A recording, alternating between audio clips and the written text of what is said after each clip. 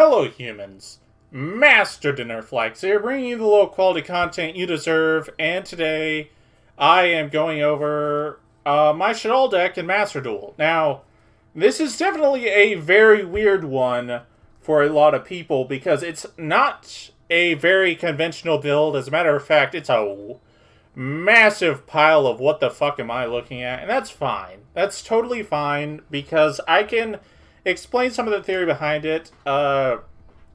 Some of you might know this is a remake of a video I made, but the point of this deck is very, very basic. You're just playing Shaddolls. There is nothing complicated about it at all. I did not go with the Invoked version, and the reason isn't because I think it's less effective than this. It's actually because the Invoked version basically doesn't get to play hardly any trap cards. And the whole point of this build I have here is that I wanted, when I go into rated, I want to be able to get every single daily possible. I have plenty of traps, so the trap one's not an issue. I have enough spells, and because they're Shaddoll spells, you just get to use them over and over again. So I got that one covered. We got plenty of monster effects, and plenty of cards to let you win the duel. This deck has plenty of pushing power as well as floodgate power with Winda. So, like, this deck can win. This deck can activate spells, activate traps, activate monster effects, special summon, do all these kind of things for dailies. Whereas the Invoked version is far more linear, and it doesn't have the trap pool. And even though I actually think the Invoked version is a tiny bit better, A, I'm doing this for trap dailies, and B, as it stands, Master Duel, you do not need to be competitive at all. You could play the dumbest motherfucking deck you could possibly... You could take every single card you have on this list right here, put it into a blender, and as long as you win one more game than you lose, you're eventually going to get to Plat 1. I love Master Duel, but as the ladder is currently set up, the idea of this game being competitive isn't very real, because you're not really competing for or against anything. You're just trying to improve what you already have. And that doesn't really feel like a real competitive environment because this deck is kind of goofy. I'll just go straight into it and I can explain my thoughts a little more. Because not only am I Plat 1 right now with this deck, but a month ago when I grinded to Plat 1, it was also with this deck. Like, basically no changes outside of like a handful. But this same idea was the same. So, for hand traps, we got 2 Effect Veiler, 1 Max C, or 3 Max C, and 2 Ash. I didn't want to go too heavy on hand traps, because a lot of the time you just don't need it. Max C, I do understand, like, yeah, you want to have something to draw into it, and that's what the Effect Veilers are for. Plus, Effect Veiler's a light, giving it, like, a huge superiority over Impermanence in this deck.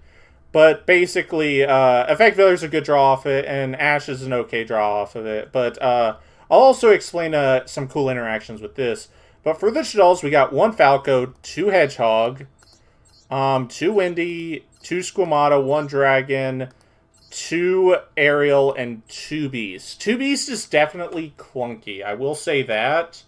I could definitely see you cutting one of these. I just haven't found a need to cut it yet, but this is probably the one Shaddoll you would cut out of this list if you want to start making room. Now, for the goofy shit, because you can definitely see it.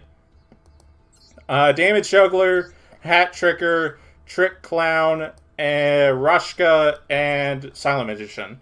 5 random one of Spellcaster monsters that you might be losing your mind over.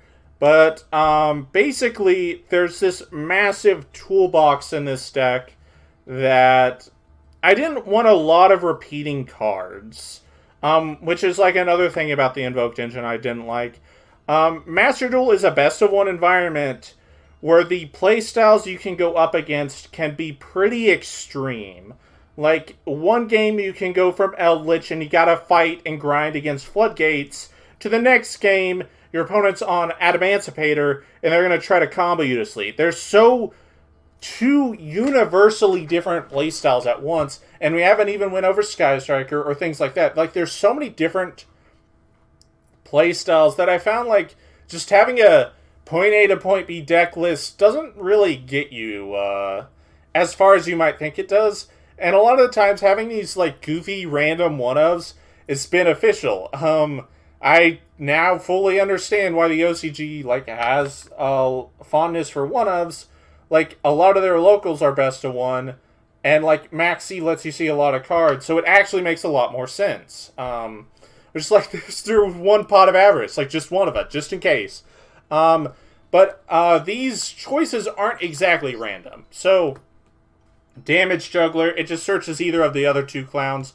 But I actually, if there was one I would increase the number of, it'd be Damage Juggler because of this stupid Dynamite deck. This card has the effect, when a card or effect is activated that would inflict damage to you, you can discard this card, negate the activation, and destroy the card. So if they go for their second Dynamite, just toss Damage Juggler and you win, because that deck isn't made for your opponent having any form of interaction. So there's definitely merit to multiple of it. The problem is that it's not a great floater unless you Confusion Summon, whereas Trick Clown's a little better in those scenarios. Also, Hat Tricker is also an anti-burn card as well, so that's pretty cool. Also, it's a searchable Earth, and I actually kind of like Chekanaga in this deck. Silent Magician. This one's really the most goofy choice. But basically, I embrace the goofy a lot, and if you've ever... This card gains 500 attack for each card in your hand. So, the idea with it was pretty simple. After you resolve a Shaddoll fusion using Trick Clown, you can just summon this on top of it, and it can protect your Schism from like a random Cyclone or MST. It actually has come up a lot. But one application I did not realize this would come up with is that if you maxi your opponent, and you just draw a boatload of cards and you prevent the OTK, because this deck's very good at preventing OTKs, you summon like a 12,000 Silent Magician and run over anything for game. It's so funny. I love this. It's such a hilarious application. But yeah. And then the final random choice is Rashka. So originally I was thinking I'll max out on just these light, good, normal summons. Like I was thinking Luna, but I didn't have the UR points, so I just went with Rashka instead. And what this card is it's like a pot of duality, but your opponent makes the choice, and you don't even get to see what the choices are. So, basically, it adds the worst card from the top 3 cards of your deck to your hand, and your opponent gains 500 to life. And then its other effect, which is actually very useful, is if it would, during damage calculation, you could just send this to the graveyard, which, basically, it's like saying you take no battle damage, and it has some other weird battle applications as well because of this. It's actually pretty cool. I just wanted a high-value actual normal summon and not a set, and this is kind of it. It's a pretty decent light. It's not bad, and I only really wanted to play one, so Luna kind of lost any usability because of that. So yeah. So that's it for the monsters. For the spells, the one and only Pot of Avarice. It's not the only one, but it's the only one I'm playing in Fight Me. Then we got... no, actually, I'll explain a little bit. Because of Schism, you don't want these conflicting too much, but Pot of Avarice is such a powerful tool. Especially, it's like the thing they always give you with Rashka, so it's almost always in your hand when you normal summon this. Which makes sense, because this card takes a while to get online. Then we got triple Shaddoll Fusion, triple L Shaddoll Fusion. That's it for the spells. Not many, but the ones you do play just constantly put themselves back in your hand. Then we got 2 Torrential, good trap card. 3 Shadow Games, very good trap card in here. 3 Dynamiscus, very good trap card in here. 2 Incarnation. You can cut this down to 1, because I definitely don't use it enough to warrant 2, but I'm playing 2 because I can. And then Schism. Definitely the win condition of this deck if you don't like OTK them instantaneously. Yeah, this card's broken. Even without any of the Nadir Dogmatica stuff, like, this card's insane. I will say, I explained why I wasn't playing the Invoke package, but I'm also not playing the Dogmatica package because it is so bad at going second, and not only is it so bad at going second, but with a 1 Nadir, it's not very consistent. So I just, that version is not even on the table for me. For the extra deck, 2 Winda, 2 Al Capone, 1 Grista. I'll actually explain these random 3 later. 2 Construct, and then 1 Grista, 1 Anoyatilis, and 1 Shekinaga. So these might be a little weird. And I totally understand, hey, that's weird. Why the hell are you playing them? So the Shekinaga was kind of obvious. I was going to play this anyways. And yeah, most people don't like it. But the reason I'm actually playing Grista and Shekinaga more than anything else, and this is going to sound insane, is that these 2 cards being in your extra deck let Schism dodge Called by the Grave on any of your hand traps. That is not a joke. So, a lot of the times when you pitch a Max C, they're kind of holding the Called by for it. But when you pitch Max C, and they go for the Called by the Grave, if you just have a Shaddoll on field or in graveyard, you can chain the Schism, banish the Max C and the Shaddoll, and go into Shekinaga. The Max C is safe from the Called by the Grave. You have a Fusion online, that's a Solemn Strike, and now your opponent has to play into Max C. And this same goes with Grista. Same application. So, you might be sold on this, but then why the Anoyatilis? Well, this one's also pretty simple. The best deck in Master Duel, the most powerful deck, is Tri-Zoo. And the ultimate card that will keep them in the game is Revolt. And this card's effect is pretty much negate your opponent's revolt. That's it. It really just doesn't do anything else. Like, sure, there's some decks where this effect also comes up, but not really. Its effect is neither player can special summon monsters from the hand or graveyard using spell or trap effects. So, Revolt can't take anything out of their graveyard. That's basically it. Pretty neat, I will say. But for the rest of the extra deck, 1 Gravity Controller, 1 IP, 1 Cross Sheet, 1 Nightmare Unicorn, 1 Apollosa. Yeah, I could play Access Code, but I really don't know what I would cut for it. Because literally all of these fusions have come up more than Access Code. And that's saying something for Anoyatilis. And Redoer has also come up more than Access Code. I actually like this card a lot in here. Because it detaches for effect. If you detach Aerial, it triggers. If you detach Squamata, it triggers. Dragon, it triggers. So it's got a lot of really cool stuff you can do with it. Yeah, and plus it's really good against the trap decks because they're not really prepared to fight a card like this for very long. But yeah, that's it for my Shaddoll deck.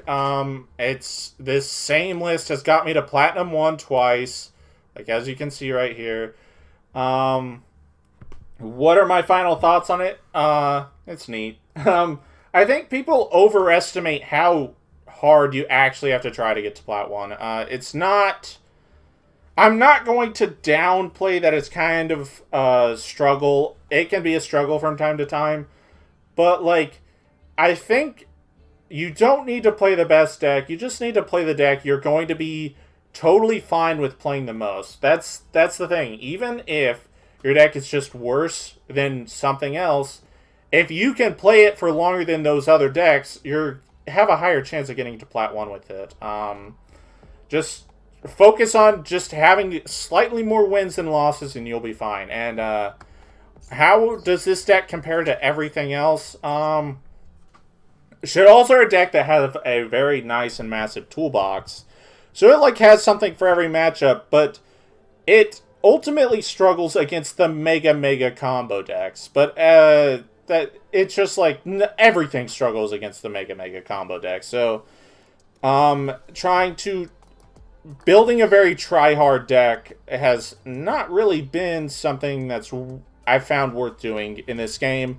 And I think it's fine. I actually think this deck is pretty good. I will reliably get to Plat 1 with this as long as the game stays as it is. And if you guys want to try it out, still got some time left in the season. Very fun deck.